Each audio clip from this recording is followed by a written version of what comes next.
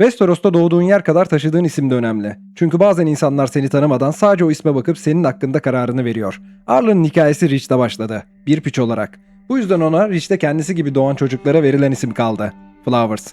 Arlan daha küçükken bile bunun ne demek olduğunu biliyordu. Bir haneye gerçekten ait değildi. Arkasında güçlü bir aile adı yoktu. Büyüdüğünde onu bekleyen bir toprak ya da ünvan da olmayacaktı. Kısacası hayatta çok da iyi bir yerden başladığı söylenemezdi ama Arlan'ın dikkat çekmesinin tek sebebi Flowers ismi değildi. Bir de saçları vardı. Bembeyaz saçları. Reach'te bir piç olarak zaten farklı görülüyordu. Bir de böyle saçlarla dolaşınca insanların dönüp iki kez bakması kaçınılmazdı. İşin garip tarafı Arlan da saçlarının neden böyle olduğunu bilmiyordu. Belki annesinden geliyordu, belki tanımadığı bir akrabasından, belki de hiçbir anlamı yoktu. Kim bilir? Arlan'ın o yaşlarda bunu çözecek hali de yoktu zaten. Onun daha basit bir derdi vardı. Bu dünyada kendine bir yer bulmak. Arlan'ın hayatı daha çocukken bambaşka bir yöne girdi. Çünkü Randyll Tarly onu yanına aldı ve Arlan'ın çocukluğunun büyük bir kısmı Tarly'lerin yanında geçti. Burası rahat büyüyebileceği bir yer değildi tabi. Randyll oldukça sert ve disiplinli bir adamdı. Arlan'ı da bir gün kendi başının çaresine bakmak zorunda kalacağını bilerek yetiştirdi. O yüzden daha küçük yaşlardan itibaren at sırtındaydı. Kılıç kullanmayı öğrendi, dövüşmeyi öğrendi. Zaman geçtikçe kendini koruyabilecek bir hale geldi. Ama Tarly'lerin yanında büyümenin Arlan'a kattığı sadece bunlar değildi. Yıllarca lordların ve askerlerin arasında yaşadı. İnsanların birbirleriyle nasıl konuştuğunu, kimin kimden emir aldığını ve bu dünyanın aslında nasıl işlediğini yavaş yavaş görmeye başladı. Ve bütün bunların içinde kendi yerinin neresi olduğunu da gayet iyi biliyordu. Tarly'lerin yanında büyümüştü ama bir Tarly değildi. Kimse ona kötü davranmak zorunda değildi bunun için. Zaten mesele de bu değildi. Mesele Arlan'ın bir gün buradan ayrılacağını hep bilmesiydi. Çünkü ne kadar zaman geçerse geçsin taşıdığı isim değişmiyordu. O hala Arlan Flowers'tı. Yıllar böyle geçti. Randyll'in yanına aldığı o beyaz saçlı çocuk büyüdü ve artık kendi başının çaresine bakabilecek yaşa geldi. Artık Arlan'ın Tarly'lerin yanından ayrılma vakti gelmişti. Randyll da yıllarca yanında yetiştirdiği bu çocuğu öylece kapının önüne koymadı. Yanına bir at, düzgün bir zırh, kılıç ve ilk zamanlarda işini görecek kadar para verdi. Çok büyük bir servet değildi tabi ama yola çıkmak için ihtiyacı olan her şey elindeydi. Şimdi ilk kez öğrendiği her şeyi gerçekten kullanması gerekecekti. Üstelik bundan sonra nereye gideceğine ya da hayatıyla ne yapacağına karar verecek biri de olmayacaktı. O kısmı artık Arlan'ın kendisi çözecekti. Böylece yıllardır bildiği hayatı geride bıraktı. Yanında bir atı, sırtında zırhı, kılıcı ve biraz da parası vardı. Çok fazla değildi belki ama başlamak için yeterliydi. Önünde ise koca bir Westeros vardı. Nereye gideceğini, kiminle karşılaşacağını ya da bu yolun nereye götüreceğini henüz bilmiyordu. Bildiği tek şey şuydu. Artık kendi başınaydı ve Arlan Flowers'ın hikayesi asıl şimdi başlıyordu. Önünde koca bir Westeros vardı. Dorne'un çöllerinden kuzeyin dondurucu topraklarına kadar uzanan koca bir diyar. Arlan'ın ise henüz nereye gideceğine dair hiçbir fikri yoktu. Ama Arlan'ın bir süredir gördüğü garip bir rüya vardı. Rüyasında kendini surun üzerinde tek başına buluyordu. Önünde kuzeyin uçsuz bucaksız toprakları uzanıyordu ama ne kadar dikkatli bakarsa baksın hiçbir şey seçemiyordu. Her yer karanlıktı. Yine de Arlan'ın içine tarif edemediği bir huzursuzluk çöküyordu. Sanki gözlerini karanlıktan ayırmaması gerekiyormuş gibi öylece kuzeye bakıyordu. Sonra yüzünü doğuya, dar denize doğru çeviriyordu. Tam o sırada karanlığın içinden bir çığlık gelirdi. Arlan sesin nereden geldiğini hiçbir zaman anlayamazdı. Çünkü çocukluğundan beri gördüğü bu rüyanın sonu da hiç değişmezdi. Karanlığın içinde bir çift göz belirirdi. Hiç kıpırdamadan Arlan'a bakarlardı. Kime ya da neye ait olduklarını hiçbir zaman göremezdi. Çünkü rüya hep burada biterdi. Arlan'ın artık önünde kendi yolunu çizmekten başka bir seçeneği yoktu. Ama Westeros'ta tek başına dolaşmak pek akıllıca değildi. Bu yüzden çevredeki köylerden kendisiyle gelecek birkaç adam toplamaya başladı. Ama Arlan yola çıktığı sırada Westeros çoktan karışmaya başlamıştı. Ned Stark kralın şehrinde idam edildi. Haber kısa sürede yayıldı. Kuzeye ayaklanırken diğer büyük haneler de taraflarını seçmeye başladı. Savaş artık kaçınılmazdı. Yaklaşan savaş Arlan için hem büyük bir tehlike hem de bir fırsattı. Ama önce yanına güvenebileceği adamlara ihtiyacı vardı. Bu yüzden yol üzerindeki köyleri dolaşmaya devam etti. Bulduğu adamların çoğu asker bile değildi aslında. Çiftçiler, işçiler, hayatında doğru düzgün kılıç tutmamış insanlar. Ama savaş yaklaşırken onların da fazla seçeneği yoktu. Arlan'ın ise en azından onlara sunabileceği bir şey vardı. Birlikte hareket ederlerse hem yollarda kendilerini koruyabilir hem de önlerine çıkacak işlerden para kazanabilirlerdi. Böylece birkaç kişiyle başlayan grup yavaş yavaş büyümeye başladı. Tabi sayıların artması savaşa hazır oldukları anlamına gelmiyordu. Arlan yıllarını Tarly'lerin yanında eğitim olarak geçirmişti. Yanındaki adamlarsa daha düne kadar tarladaydı. Eğer gerçekten bir çatışmaya gireceklerse önce aradaki bu farkı biraz kapatmaları gerekiyordu. O yüzden Arlan'ın sıradaki işi belliydi. Topladığı bu adamları askere dönüştürmek.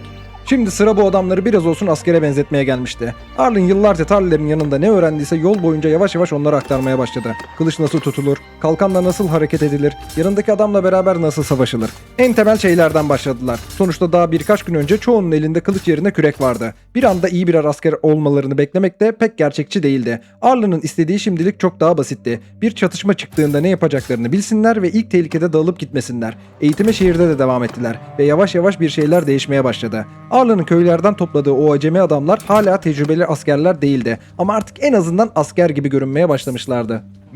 Ve artık Arlen'ın yanında az da olsa savaşabilecek bir grup vardı ve savaş kapıdayken bu adamlarla ne yapacağına da karar vermesi gerekiyordu. Arlen doğruca Randall Tarly'nin yanına gitti ve bu kez tek başına değildi. Yanında kendi topladığı ve savaşa hazırladığı adamları vardı.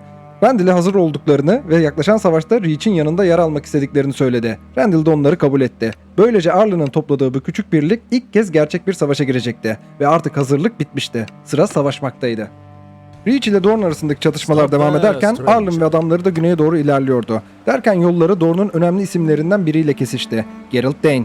Karşılarında sıradan bir asker değil, Dane hanesinden bir lord ve yanında kendi adamları vardı. Arlen ve askerleri için ilk ciddi sınav buydu.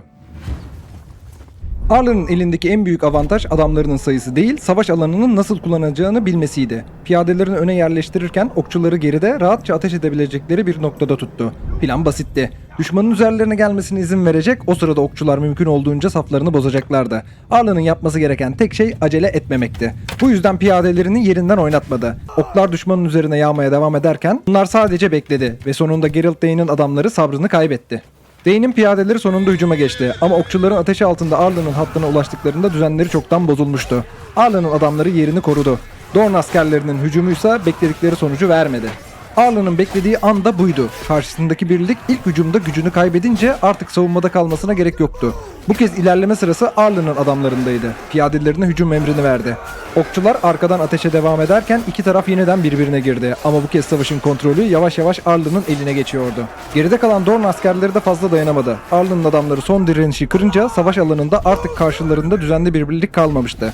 Köylerden topladığı o acemi adamlarla çıktığı ilk ciddi savaş zaferle sonuçlanmıştı. Arlen için hiç de kötü bir başlangıç sayılmazdı.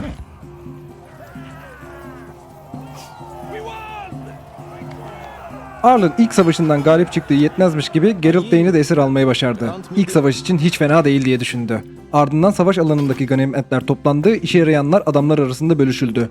Geri kalanları da yanlarına aldılar. Sonuçta Arlen'ın daha yolun başında paraya ihtiyacı vardı ve savaş alanında bırakılan her şeyin bir değeri olabilirdi. Böylece hem ilk savaşını kazanmış hem de yoluna devam ederken işine yarayacak bir şeyler toplamış oldu.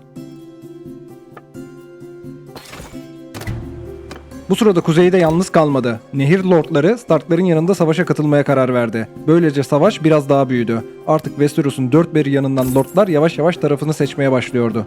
Arlen yoluna devam ederken bu kez bir köyü yağmalayan iki Dorne lorduna denk geldi. Hazır adamları da yanındayken görmezden gelip geçmek istemedi. Üzerlerine gittiler ve kısa süren çatışmanın ardından ikisini de yendiler.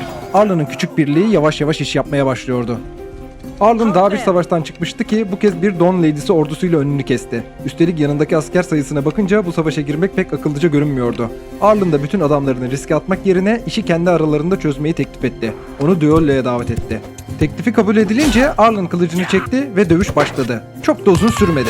Birkaç darbenin ardından rakibini yere indirmeyi başardı. Düelloyu Arlen kazandığı için Dorne askerleri de yollarından çekildi. Böylece kaybedeceklerini düşündükleri bir savaştan tek bir adam bile kaybetmeden kurtuldular. Arlen yoluna devam ederken yine bir köy baskınına denk geldi. Bu kez karşısında başka bir Dorne lordu vardı. Adamlarını topladı ve çok geçmeden iki taraf savaş alanında karşı karşıya geldi. Arlen yine acele etmek istemedi. Okçuların rahat ateş edebilecekleri bir yere yerleştirip piyadeleri önlerinde kalkan duvarına soktu. Düşmanın yaklaşmasına izin vereceklerdi. Okçular uzaktan işlerini yaparken piyadeler de doğru anını bekleyecekti. Düşmanla mesafeyi kapattıktan sonra Arlen daha fazla beklemedi. Kalkan duvarını bozup adamlarını üzerine gönderdi. Okçuların ateşiyle zaten yıpranan piyadeler daha fazla dayanamadı. Kısa sürede önlerindeki hat dağıldı. Geriye sadece atlılar kalmıştı. Onlar da savaş alanında dolaşıp Arlen'ın adamlarını tek tek yakalamaya çalışıyordu. Ama piyadeler bir arada kalınca atlıların işi pek kolay olmadı. Birini düşürdüler, ardından diğerine. Ve kısa süre içinde savaş alanında karşı koyacak kimse kalmadı. Arlen bir köy baskınını daha durdurmuştu. Üstelik adamları da her çatışmayla birlikte biraz daha ne yapacağını bilen bir birliğe dönüşüyordu. Enough. I am your prisoner. Arlen bir süre daha adamlarıyla bölgede dolaştı. Derken Reach ordusunun bir kaleyi kuşattığını gördü. Hazır savaşa katılmışken uzaktan izleyip geçecek hali yoktu. Adamlarını da yanına alıp kuşatmaya katıldı. Bu Arlen'ın gireceği ilk kale saldırısı olacaktı. Saldırı başladığında Arlen kendini koçbaşının en önünde buldu. Oklar yukarıdan yağarken yapabilecekleri tek şey kapıya ulaşana kadar ilerlemeye devam etmekti. Sonunda koçbaşını yerine getirdiler ve kapıya vurmaya başladılar. Bir darbe, bir tane daha derken kapı sonunda kırıldı. Arlen da beklemeden içeri giren ilk adamlardan oldu. Ama asıl kavga zaten burada başladı. Savunmadaki askerler kapının arkasına yığılmıştı ve içeride hareket edecek doğru düzgün bir yer bile yoktu. İki taraf birbirine girince savaş tamamen yakın dövüşe döndü. Arlen önüne kim çıktıysa onunla uğraşıyor, arkasından gelen Reach askerleri de yavaş yavaş kalenin içine doluyordu. Bir süre kapının önünde resmen kilitlendiler. Ama sayı arttıkça savunmadaki askerler geri çekilmeye başladı. Arlen ve diğerleri de boşluğu buldukça biraz daha ileri gitti. Artık kapının önü açılıyordu ve kalenin içine girmeye başarmışlardı. Kapının kontrolü tamamen Reach askerlerine geçince Arlen bu kez surlara yöneldi. Yukarıda hala direnen birkaç asker vardı. Ama aşağıdaki çatışmadan sonra karşısına çıkanlar pek sorun olmadı. Arlen sur boyunca ilerleyip önüne çıkan askerleri birer birer indirdi. Çok geçmeden son direniş de kırıldı. Kale artık Reach'in elindeydi. Kalenin alınmasının ardından Arlen adamlarına biraz dinlenme fırsatı verdi. Son birkaç gündür fazlasıyla savaşmışlardı. Ama dinlenme çok uzun sürmedi. Yakınlarda Reach askerleri Dorn birlikleriyle çatışıyordu. Arlen de adamlarını toplayıp yardıma gitti. Savaş alanına vardığında iki taraf zaten karşı karşıyaydı. Arlen'ın burada kendi başına bir savaş kazanmasına gerek yoktu. Yapması gereken Reach ordusuna doğru yerden destek vermekti. Okçuları yine yüksek bir noktaya çıkardı. Böylece aşağıdaki çatışmayı rahatça görebilecek ve uzaktan ateşe devam edebileceklerdi. Piyadeleri ise ana ordunun üzerine yığmak yerine sağ kanada doğru kaydırdı. Böylece Reach askerleri düşmanı önden tutarken Arlen'ın adamları yandan ilerlemeye başladı. Plan da gayet güzel işliyordu. Okçular tepeden ateşe devam ederken piyadeler sağ taraftan mesafeyi kapatıyordu. Arlen'ın küçük birliği artık ilk günkü gibi sadece kalabalığa karışmıyordu. Savaş alanında nerede işe yarayacaklarını öğrenmeye başlamışlardı.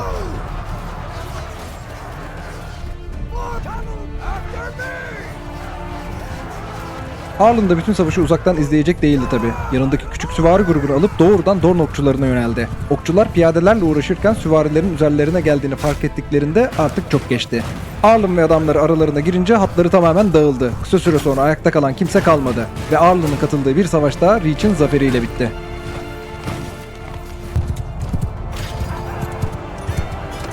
Savaşlar iyi gidiyordu ama Arlen'ın başka bir derdi vardı. Adam sayısı arttıkça erzak da hızla tükeniyordu. Bu yüzden yolu Reach'in önemli şehirlerinden Old Town'a çevirdi.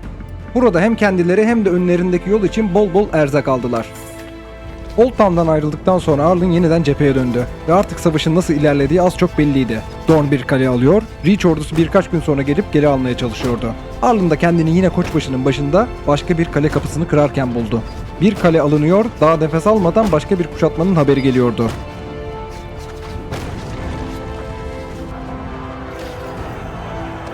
Bu kez Arlen kuşatma kulesinin üzerindeydi. Merdivenler surlara indi. Askerler içeri girdi ve bir kale daha Reach'in eline geçti. Ordular bu kez açık arazide karşılaşıyor, aynı adamlar tekrar birbirleriyle savaşıyordu. Kazanan değilse bile savaş devam ediyordu. Haftalar geçtikçe sınır sürekli el değiştiriyordu. Bugün Reach'in aldığı bir kale yarın yeniden Dorn'un eline geçebiliyordu. Sonra Reach tekrar geliyordu. Arlen artık savaşın içine girmişti. Bu sırada kuzeyden bir haber daha geldi. Rickard Karstark idam edilmişti. Savaş devam ediyordu ama Arlen'ın hayatı sadece savaş alanında geçmiyordu. Şehir şehir geziyor, bazen bir anda sıcak yemek buluyor, bazen de birkaç kupa bir şey içip adamlarıyla biraz soluklanıyordu. Zaten Westeros'ta yolculuk ediyorsan hanlara uğramadan olmuyordu. Yeni haberleri de, yeni insanları da çoğu zaman buralarda buluyordun. Arlen da böyle bir gecede merdivenleri çıkarken Cyrus Bennett adında bir adamla tanıştı. Cyrus iyi bir izciydi. Arlen'ın da tam böyle birine ihtiyacı vardı. Biraz konuştuktan sonra anlaştılar ve Cyrus da gruba katıldı. Savaş devam ederken dengeleri değiştirecek bir haber daha yayıldı. Renly Baratheon ölmüştü. Üstelik büyük bir ordu toplamış ve demir taht için en güçlü adaylardan biri haline gelmişken, Renly'nin ölümüyle arkasında topladığı güç de bir anda başsız kaldı. Westeros'taki savaş artık iyice başka bir hal alıyordu. Kötü haberler bununla da bitmedi. Bu kez haber çok daha kuzeyden geldi. Gece gözcüleri Lord Kumandanı Jeor Mormont da ölmüştü. Arlen'ın yolu bu kez Margaret Tyrell ile kesişti. Diyarın en önemli hanelerden birinin lady'siydi ve normalde Arlen Flowers gibi birinin kolay kolay oturup sohbet edebileceği biri değildi. Ama belli ki Arlen'ın adı artık biraz duyulmaya başlamıştı. Dorne'a karşı girdiği savaşlar, katıldığı kuşatmalar ve yanında büyütmeye başladığı birlik yavaş yavaş insanların kulağına gidiyordu. Margaret de karşısındaki adamın kim olduğunu biliyordu. Bir süre savaşın gidişatından ve Reach'te olanlardan konuştular. Arlen için küçük ama önemli bir şey değişiyordu aslında. Yola çıktığında kimsenin tanımadığı bir Flowers'tı. Şimdi ise diyarın önemli insanları bile adını duymaya başlamıştı. Dorne'la savaş devam ediyordu ama Arlen biraz olsun çölden uzaklaşmak istiyordu. Üstelik Stannis'le olan savaş yüzünden hareketlilik artık sadece güneyde değildi. Bu yüzden atının yönünü kuzeye çevirdi. Sıradaki durağı kralın şehriydi.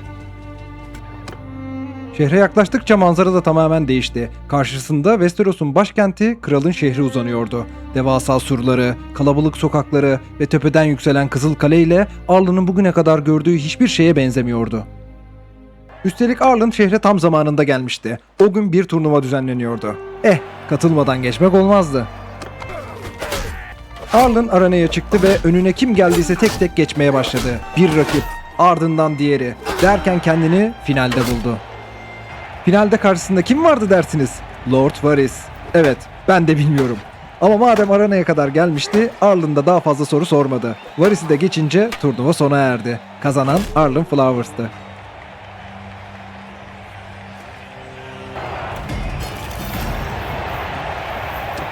O gece handa uyuduğunda Arlen yine rüya görmeye başladı. Ama bu kez surda değildi. Kendini Kızıl Kale'nin taht odasında buldu. Karşısında demir taht vardı. Arlen neden orada olduğunu bilmiyordu. Yine de yavaşça tahta doğru yürüdü. Ve önünde diz çöktü.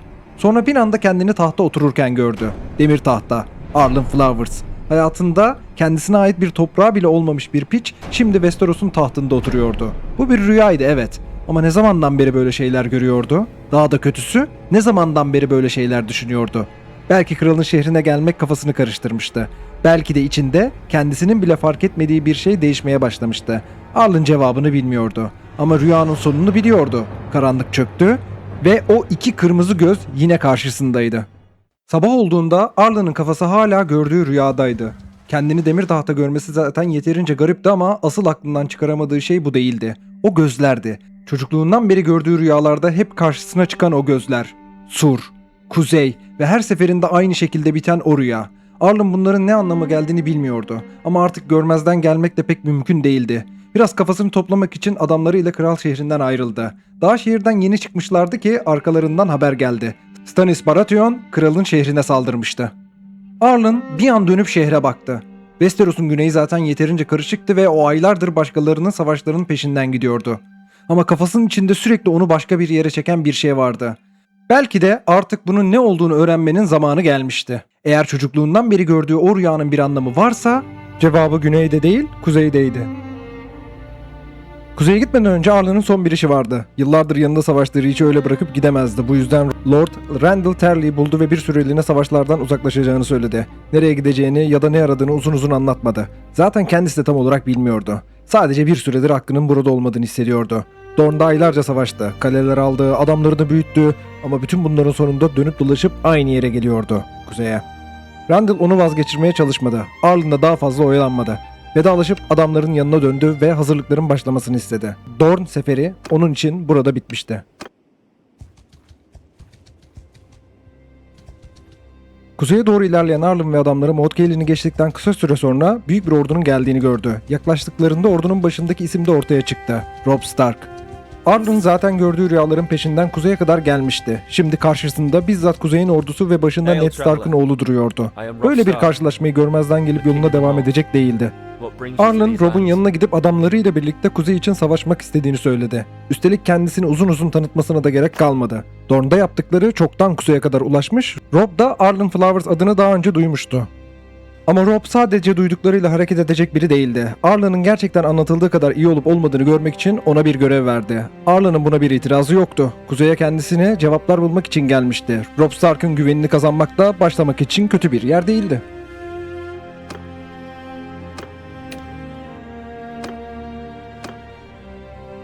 Arlen da vakit kaybetmeden adamlarını topladı ve yakındaki haydutların saklandığı yere doğru yola çıktı. Sayıları çok değildi. Arlen'ın adamları içeri girince çatışma da fazla uzun sürmedi. Kısa sürede haydutların çoğu yere serilmiş, geriye yalnızca liderleri kalmıştı. O da adamlarının arkasına saklanmak yerine Arlen'ın karşısına çıkıp teke tek dövüşmek istedi. Arlen kabul etti ve birkaç darbenin ardından onu da yere indirdi.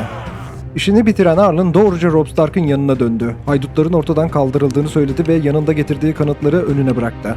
Robb'un istediği de zaten buydu. Arlen hakkında duyduklarının yalnızca söylentiden ibaret olmadığını artık kendi gözleriyle görmüştü. Böylece Arlen ve adamlarının kuzeyin yanında savaşmasının önünde bir engel kalmamıştı. Robb'la işi bittikten sonra Arlen daha fazla oyalanmadı. Onu buralara kadar getiren şeyi görmek için adamlarıyla birlikte kuzeye Castle Black'e doğru yola çıktı. Kaleye girer girmez soğuk yüzüne vurdu. Dorne'un sıcağından sonra kuzeyin ayazı pek hoş bir karşılama sayılmazdı. Arlen etrafına bakarken kendi kendine "Bu hava için giyinmedim" dedi.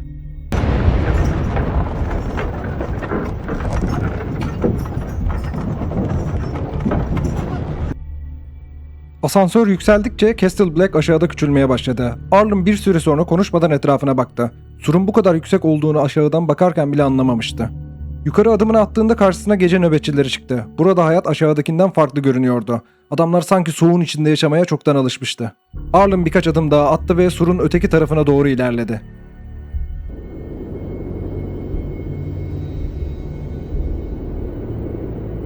Sonra durdu. Karşısında uzanan yere bakınca bir süre ne diyeceğini bilemedi. Burayı daha önce görmüştü. Çocukluğundan beri tekrar tekrar gördüğü o rüyalarda hep buradaydı. Surun üzerinde duruyor, kuzeye bakıyordu. Şimdi ilk kez uyanıktı ama manzara neredeyse hatırladığı gibiydi. Arlen gözlerini ilerideki ormandan ayırmadan öylece kaldı. Rüyalarında ufkun ötesinde ne olduğunu hiçbir zaman seçememişti. Şimdi de seçemiyordu. Ama oraya baktıkça garip bir şey hissetmeye başladı. Sanki karşısında karanlıktan başka hiçbir şey yoktu. Ne bir şehir, ne bir yol, ne de yaşayan bir şeye dair en ufak bir iz. Sadece hiçlik. Arlen bunun nedenini bilmiyordu. Ama o an aklına gelen tek şey ölümdü. Bunca yol gelmişti. Yine de rüyalarının onu neden buraya getirdiğini hala bilmiyordu. O gece Arlen yine rüya gördü. Bu kez yüzünü doğuya, dar denizin ötesine çevirmişti. Dalgaların sesi dışında hiçbir şey duyulmuyordu. Sonra uzakta bir şehir belirdi. Dağların arasında, çölün sıcağına gömülmüş sarı bir şehir. Ama Arlen'ın gözü şehrin arkasında yükselen yapıya takıldı. Buralara ait olmadığı belli olan, şehrin geri kalanından çok daha yüksek bir tapınağı. Çok geçmeden ikizlerde bir düğün yapılacağı haberi geldi. Ama Arlen'ın aklı hala surda gördüklerinde ve o geceki rüyasındaydı. Yıllardır gördüğü rüyanın en azından bir kısmını artık anlamıştı. Kuzeyde bir şey vardı. Ne olduğunu bilmiyordu ama oraya baktığında hissettiği şey ölümdü. Peki Arlen bununla ne yapabilirdi? Kime ne anlatacaktı? Geriye rüyanın diğer tarafı kalıyordu. Doğu, dar denizin ötesindeki o sarı şehir. Ama Essos uçsuz bucaksızdı. Bir rüyada gördüğü birkaç görüntüyle nereden başlayacağını bile bilmiyordu. Şimdilik yapabileceği tek şey kuzeyin yanında kalmak ve önüne bakmaktı. Çok geçmeden bunun için bir fırsat çıktı. Demir Adalıların elindeki şehirlerden biri geri alınacaktı ve Arlen bu kez kuşatmaya Kuzeylilerin yanında katıldı. Kuzeyde insanların saygısını kazanmanın yolu da pek karmaşık değildi. Güce ve cesarete değer veriyorlardı.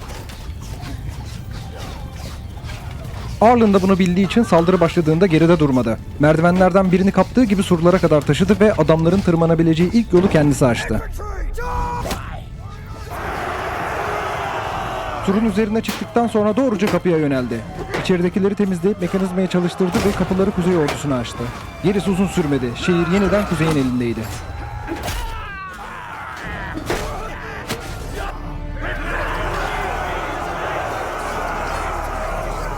Arlen bir süre daha kuzeyin yanında kalmaya devam etti. Adamlarıyla birlikte ordularına katıldı, girdikleri savaşlarda onlarla omuz omuza çarpıştı. Kuzeyde geçirdiği günler yavaş yavaş uzamaya başlamıştı.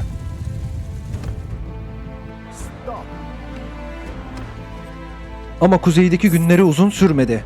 Yoldayken gelen bir haber her şeyi bir anda değiştirdi. Robb Stark, ikizlerdeki düğünde öldürülmüştü.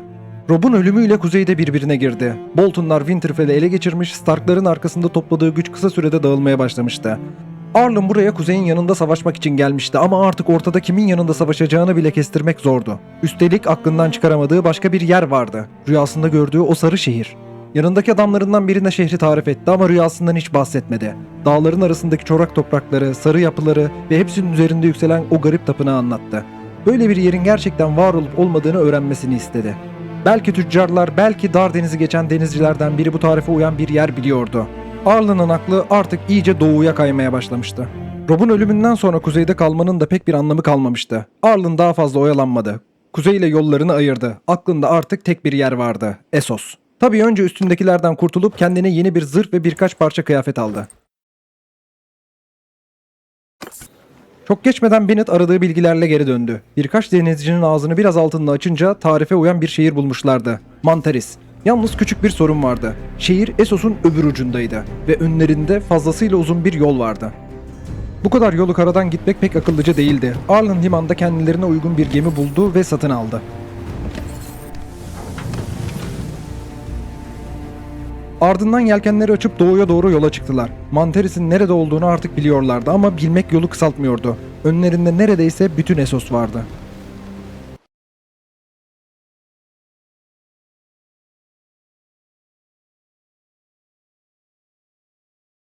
Deniz yolculuğu bir süre daha devam etti. Kıyıya vardıklarında gemiden inip kalan yolu karadan gitmeye başladılar. Arlen'ın kafasında ise hala aynı soru vardı. Mantaris'i bulmuşlardı. Peki oraya varınca ne yapacaktı? Bir rüyanın peşinden bunca yolu gelmişti ama şehirde ne aradığını kendisi bile bilmiyordu.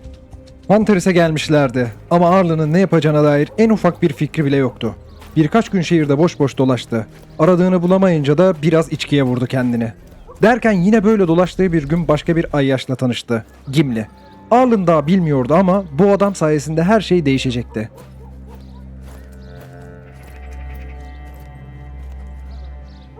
Gimli de en az Arlen kadar içmişti. Bir süre yan yana oturup saçma sapan konuştuktan sonra laf dönüp dolaşıp Arlen'ın bu şehirde ne aradığına geldi. Arlen rüyasından bahsetmedi tabi. Zaten anlatsa Gimli'nin inanacağı da pek yoktu. Sadece şehirde garip bir şey aradığını, ne olduğunu kendisinin de tam bilmediğini söyledi. Gimli önce güldü, sonra biraz yaklaşıp sesini kıstı ve Meagor adında bir adamdan bahsetti. Söylediğine göre Meagor ve adamları kısa süre önce dağların arasında eski bir mağarada bir şey bulmuştu. Ne bulduklarını kimse bilmiyordu ama o günden sonra mağaraya yaklaşanları da pek hoş karşılamıyorlardı. Gimli'nin bunları bilmesinin sebebi ise biraz daha komikti. Bir gece fazla içip Meagor'un adamlarının elindeki garip yumurtalardan birini çalmaya kalkmış, beceremeyince de bir güzel dayak yiyip kovulmuştu. Arlen normalde sarhoş bir cücenin anlattığı böyle bir hikayeyi pek ciddiye almazdı. Ama yumurtaları duyduğu anda aklına yine o kırmızı gözler geldi. Tesadüf de olabilirdi ama günlerdir şehirde boş boş dolaşırken karşısına çıkan ilk ipucu buydu. En azından gidip Meagor'la konuşmaya değerdi. Arlen da Gimli'nin tarif ettiği yeri bulup Meagor'la konuşmaya gitti. Ama daha birkaç cümlede işlerin pek sakin ilerlemeyeceği belli oldu. Meagor oldukça agresifti ve konuşma kısa sürede tartışmaya dönüştü. Meagor elini kılıcına attığı anda Bennett ondan hızlı davrandı ve tek hamlede Meagor'u yere serip bayılttı. Arlen aslında buraya kavga etmeye gelmemişti. Ama işler pek istediği gibi gitmedi. Meagor'dan konuşarak öğrenemediklerini başka bir şekilde öğrenmek zorunda kaldılar. Meagor'dan mağaranın yerini öğrendikten sonra Arlen ve adamları fazla vakit kaybetmeden yola çıktı. Mağarayı bulduklarında içerisi dışarıdan bile pek tekin görünmüyordu. Adamların hiçbiri içeri girmeye yanaşamadı. Bennett de Arlen'ı vazgeçirmeye çalıştı. İçeride ne olduğunu bilmiyorlardı ve bu yaptığının pek akıllıca olduğu söylenemezdi. Arlen ise onları dinlemedi. Dünyanın diğer ucuna kadar vazgeçmek için gelmemişti. Meşaleyi eline aldı, adamlarını dışarıda bıraktı ve mağaraya tek başına girdi. Arlen karanlığın içinde biraz daha ilerledi. Sonra bir anda durdu. Karşısında iki kırmızı göz vardı. Bir an nefesi kesildi. Bu gözleri tanıyordu. Çocukluğundan beri rüyalarında onu izleyen gözlerdi bunlar. Ama bu kez rüya görmüyordu. Arlen ne kaçabildi ne de olduğu yerden kıpırdayabildi. Yıllardır rüyalarında gördüğü o gözlerin arkasında şimdi bir ejderha vardı. O an kafasının içinde her şey birbirine karıştı. Beyaz saçları, hiç tanımadığı babası, çocukluğundan beri peşini bırakmayan o rüyalar ve onu dünyanın öbür ucundaki bu mağaraya getiren yol. Flowers. 26 yıl boyunca taşıdığı isim bir anda ona hiç olmadığı kadar yabancı geldi. Belki de hiçbir zaman gerçekten bir Flowers olmamıştı. Karşısındaki yaratık ona saldırmıyordu. Tam aksine Arlen yaklaştıkça içinde garip bir sıcaklık hissetmeye başladı. Önce korkudan olduğunu düşündü. Ama değildi. Sanki içinde yıllardır sessizce duran bir şey uyanıyordu. Bir alev. Arlen bunun kendi içindeki ateş mi yoksa karşısındaki ejderhadan gelen bir şey mi olduğunu anlayamadı. Belki de ikisi arasında artık hiçbir fark yoktu. Bir an gözlerini kapattı. Yıllardır cevabını aradığı tüm sorular zihninden geçti. Gözlerini yeniden açtığında korkusu kaybolmuştu ve eli ejderhanın üzerindeydi. Arlen artık babasının kim olduğunu bilmese bile hangi kandan geldiğini biliyordu.